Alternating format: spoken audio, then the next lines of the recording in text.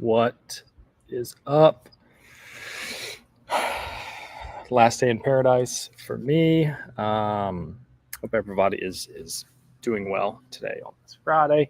Let's see. Drop a 1 in the comments just to make sure we are live. I think we are. Man, I've just had so many technical issues, but I think we'll be rocking and rolling here in a second. Drop a 1 if you can hear me. Today we're going to be talking about automating your STR business. Automating as much as possible. Let me make that specifically clear. You can automate a lot, but you cannot automate everything. So we'll go through. I think we got 4 or 5 bullet points today on our office hours. So once again, drop your questions about automating your Airbnb business down below. I will answer them, and let's get right into it. So let me just make sure we're live everywhere. Looks like we are. Facebook, Instagram, YouTube. Jaden, what's up? What's up? Airbnb questions about automating it. Let's jump right in. So, kind of the prep for this was I had I've been doing weekly like Q&As on Wednesday at 6:00. And I had a lot of questions about automating your Airbnb business. So I just wanted to do a full kind of office hours training on this from start to finish. So automating sounds sexy. It's great. All the gurus kind of sell you on their program to automate and completely be passive, hands off. It's impossible. You can automate a lot of stuff, which we'll go into today. I'll give you some freebies, some kind of tips and things that I've learned from hosting a couple $1 million on Airbnb, but you can't automate all of it. There is a lot that still requires manual intervention, and it's just I want to shoot you straight. I would be lying to you if I would say this is a passive income business. It's a very active income business. So if you hear passive income, Airbnb in the same sentence, run for the hills because they are lying to you. All right. So let's get rock and rolling. So there are 5 topics that I'm going to get into today. First one, cleaning automation. So think scheduling cleaners. 2 is guest communication automation. So that's like messaging guest. Hiring and kind of scaling the team. That's number 3. Essentially when to hire, who to hire first, all that we'll get into. And auto creating tasks on things to do. Think like inspections, turnovers, maintenance checklists, things like that. And then 5 is automating your pricing. So those are the 5 things that we're going to go through. If you have any specific questions on those or anything just kind of random about automating your business, let me know. So first one, cleaning communication. So this came up Wednesday when we were doing our Q&A. First of all, let me kind of let me take a step back real quick. A lot of these notes and the checklist, the templates that we're going to be talking about. Scan this. I don't know if you can see this. Maybe make that full screen a little too premature, but scan that. There is a ton of templates, checklist, our messaging templates that we use. All that is going to be down below. Essentially, when to hire your first VA, your second VA, your third, bookkeeping, all that. We'll get into that. So if you are joining on the replay, a lot of the notes, the replay of this will be down there for your ease. I know these trainings are super valuable, but you can't kind of remember everything. So this will be good for the replays, and anybody that wants any additional info on this, jump in there. So cleaning communication. The 3 big things in point number 1 for automating as much as you can with cleaners. The question I get all the time whenever onboarding a new property or a co-host is how do you schedule cleanings? Like, is it a manual text or WhatsApp or whatever? No, it's automated. Luckily, our cleaners have a internal scheduling software that we can check, and we do check, but I would have never not had a cleaner show up. So the 3 things for cleaning automation is there's 3 kind of check marks: new reservation, an alteration, and a cancellation. Those are the three things that you can automate, or we automate, for the cleaner communication. So new reservation, hey, guest booking at 123 Main Street, checks in February 28th, out 30 days after that. So new reservations, that's the easy one. Everyone knows that. Alteration, this is like if a guest shortens their stay or extends another week or another month. Alteration, just making sure your cleaners aren't showing up to when the original booking was set to check out.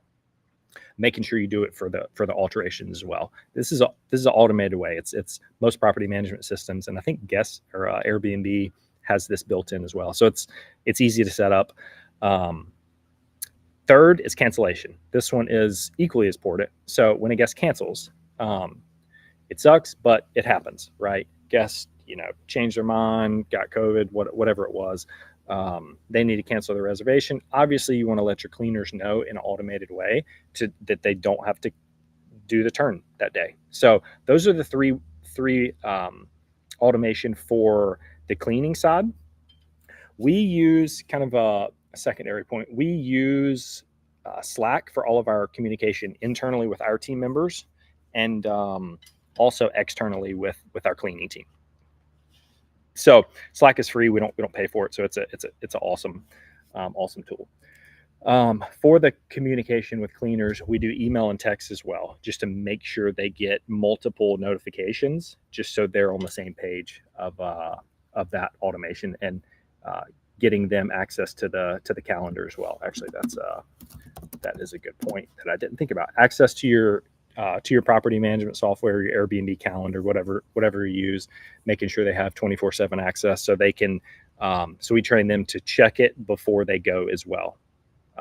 So having access to the calendar. So point number 2 is the guest communication with the guest. This can be automated, and this can help you get more 5-star reviews, less issues checking in, checking out. Like, what do I do with the towels? Like all those random questions that you get. We actually have our messaging template in our program, and let me actually, I think I can share. Just make sure, yeah, you guys can see this. All right, so in here, so this is we had a free. I created a free program for you guys. It's awesome. Join in here. In here, you get a lot of the Launchpad, kind of a starter course for anybody looking to host and just be a better host, better business person, all around, just automating as much as possible. So we have our automated message templates in here. Scan that QR code, rewind it, scan that, join. It's free, 100%. It's there to help you. It's my way of giving back. So automated messaging templates here, that will help a ton with the guest messaging. So that is, I think there's maybe 8 or 9 automated messages that we send to the guest automatically. It's not something we're manually doing. You can turn them off if you manually do it, but the system will take care of itself once it's set up. That's probably the easiest way to automate a lot of that. So kind of jump back over here. So the messaging templates, that's probably, man, it's underrated. I think it's a necessity to really do this at a high level. But I know a lot of hosts that just are manually, sending these messages, just kind of a waste of time. And things can happen. So, all right, hiring and team. Once again, if you have questions, drop them in the comments. More than welcome to kind of help you guys on a fly here. So the third point, hiring and the team. That is, most of the people that I talk to are, got 1 to 3 properties that they either own or manage. And the question's always like, okay, when do I hire? Who do I hire? What kind of systems and processes do we put together for them? I kind of call it the tiers of scale. Let me actually, I'm going to plug this again. In the basics, this is kind of what we've done with the levels. I kind of break it down into 4 levels, and it really depends on like when you need to hire. Like for example, 1 to 5 properties, I would be building SOPs and hiring your first VA from the jump. VA is a virtual assistant, probably overseas, that you can pay anywhere from $4 to $10 an hour, depending on their experience level. But I would be doing that from the jump. So kind of the tiers of scale is when to hire. Less people are in this kind of 6 to 10 range. This is more of you start looking at handyman. Definitely adding in more of the standard operating procedures, which in here I give you a lot of the SOPs for free as well. And then once you've kind of scaled up and you want to grow the team, this is kind of level 3, 11 to 25 properties. 3rd VA, get some overnight coverage. You got bookkeeping and accounting, and then this is kind of when I would start looking at purchasing your first STR. And then once you get here, you're a rock star. So that's kind of the tiers of scale is what I've kind of distilled this down into. So the 4th one, let me actually stop sharing. The 4th one is, where are my notes? So automating, thing that I kind of struggle with is when to, like what else to automate. Obviously your cleaners are going, but you need to go to the properties a decent amount. So handling inspections, quarterly maintenance checks. We automatically do this with Asana. Asana is our project management tool. It's free, by the way, and it's awesome. There are some, Notion, ClickUp. There's some other like tech tools. Just start with a free tool. The tool doesn't really matter, to be honest with you. Everybody gets kind of caught up on what tool am I using. It doesn't matter. Breezeway is another one. This is more tailored towards like the maintenance and cleaning aspect. There's this is a paid kind of upgrade, has a little more features with communication and scheduling and having checklist within there. But I would start with a free kind of project management tool to begin with. Kind of pro tip here is automating the inspections and like task of when you're doing things is Zapier. So we use Zapier. It's essentially a glue between softwares. So like one thing that we'll do is whenever a new booking comes in, so we use Guesty and Hospital. Whenever a new booking comes in, we want to create an inspection for that property. It could be an on-site inspection. It could be a virtual inspection that our guest communications team does, but that's done through Zapier. So a booking comes in, Zap is kind of the glue that sends that inspection to our Asana, our project management tool.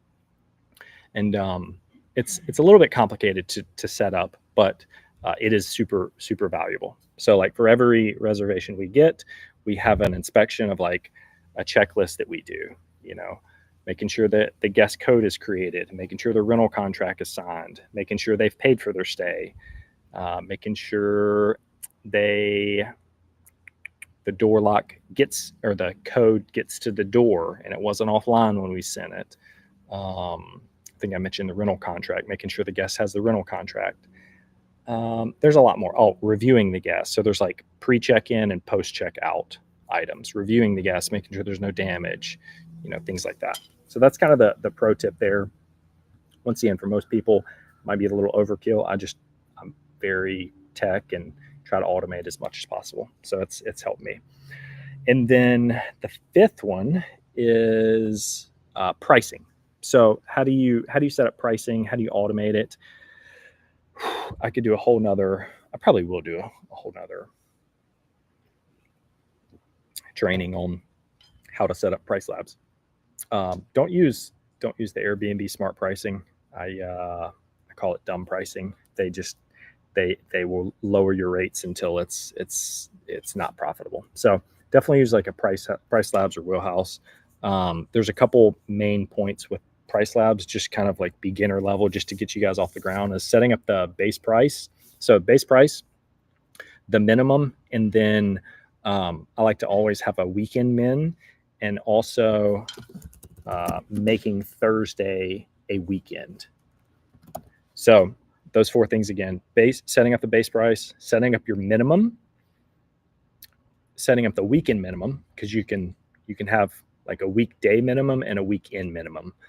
I would definitely set up those. And then the fourth is making your Thursday a weekend.